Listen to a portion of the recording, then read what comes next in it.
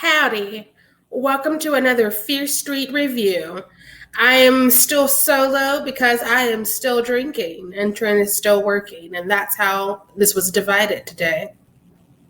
I'm here now to talk about We Need to Do Something, which begins streaming in select theaters and will be hitting video on demand September 3rd. In theory today, because that's when this should go up, but we'll see what I do. Knowing me, there's going to be some spoilers just because it's sort of hard to talk about this particular movie without giving away quite a bit of it.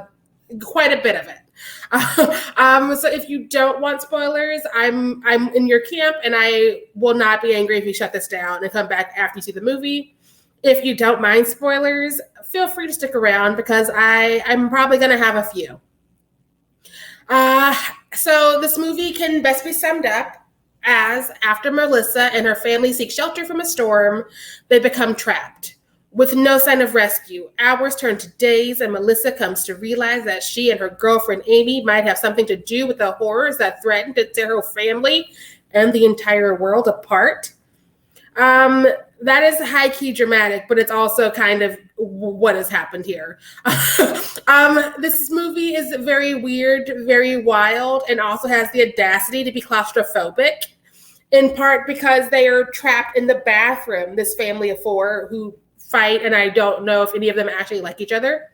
I think that it's kind of cool how much they ask us to use our imaginations for this movie because, again, they are locked in a bathroom and they cannot get out.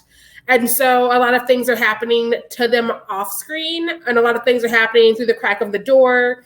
And I think that's a conceit that I didn't mind, but it did make me wonder if this would be better suited for live theater, like if we did this on stage. If some of the people who won't go on a limb with this kind of method would be more forgiving there because you'd be so creeped out with a different audience perspective and vibe. I just said vibe, so let me go home. I think that being trapped in one's family is scary enough. A lot of us are living that right now still, and so there are definitely things to mine and to play with. I think that might make it a little bit too soon for some people, which I think will also be something to get over because, again, we've been in a pandemic for forever now, and this is definitely a movie about people who can't escape each other. I think the family dynamic is definitely something that I think that's part of one of the reasons I love the idea of them being trapped together, because the dad's definitely giving you his part of what he does to his family as he loses his shit very quick. He is the first to fucking snap. And that's very believable because, again, this family, I feel, had many, many, many problems before they were put here this evening because of a tornado. Every time I thought I was getting bored, something would come at them, like something wild and unpredictable. Like literally, if I were to list you the things that happened to them, you would think I was lying to you, so I wouldn't give you spoilers. But the things that happen and the things that we hear happen because they can see it through the crack or hear it through the crack, it keeps building and it makes no sense and it's so random. And at a time I was like, is this like a morality tale? What is happening? What does it all mean? I don't think it means anything. But if some of it was very effective and some of it definitely raised some stakes here and there and led to some questions being answered that I had, while also creating more questions for me to have. So it gives and it takes. There are quite a few disturbing images that will stay with me, and I think that's the mark of a good director, cinematographer, art department. And so kudos to all those involved.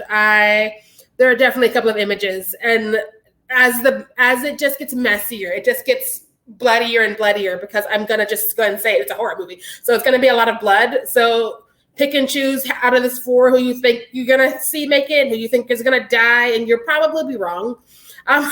But still, like it gets bloody and it gets more and more. It gets wilder. That's all I can say. It is kind of a kaleidoscope of fuckery. I had a good time watching the family devolve. I had a good time watching the mess build. I had a good time seeing what they were going through and trying to figure out why for, even though I had no answers. to those bigger questions like that. I'm not gonna say it's a yay or a nay. I'm gonna say it's a may. It's not my most enthusiastic yay, but it's certainly not a nay. Would I watch it again? Probably once or twice more, just so I can see what it is that I think I'm missing, because I feel like that's definitely something to behold. I would also like to check it closer for the witchcraft, just because that's something that kept sort of getting lost as I was like, but what's going on in the bathroom? Yeah. It's a May. Special thanks to our friends at IFC for this screener, because without them, I would not have been able to see this movie, and it would not be haunting me for quite a few days, I imagine. Hit us up in the comments if you agree or disagree, or if you just want to ask more questions that I may or may not have answers to. If you want to fight, Trent's there. Trent can take care of those even at work. Hi. Bye.